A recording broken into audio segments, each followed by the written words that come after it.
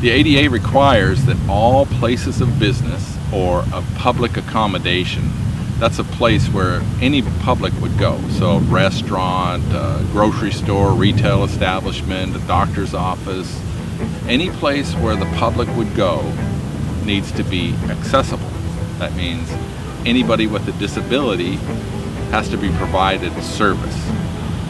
Now, businesses that are existing, that have their establishments, their physical establishment, their bricks and mortar that were built after 1992, all have to conform to the Americans with Disabilities Act.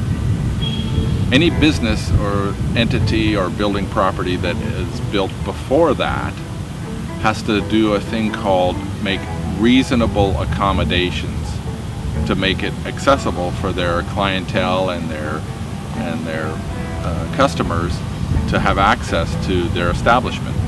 That's the ADA is a civil rights law, so not giving access to the general public or certain segments of the general public is a civil rights violation.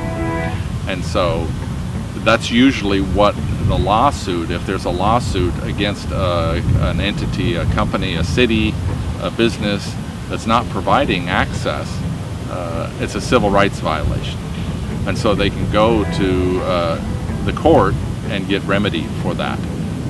And that's one of the main things that we try to help businesses is avoid that litigation by doing all the things they can do possible to make their entity, their business, their public accommodation accessible to all people. And so we do that by evaluating the property, evaluating the company, evaluating the services that any entity would do. We evaluate schools where we evaluate all the services that a school district would provide and make sure that they're accessible to all folks. Now, does that mean that every single square inch of a property needs to be accessible? No, it does not.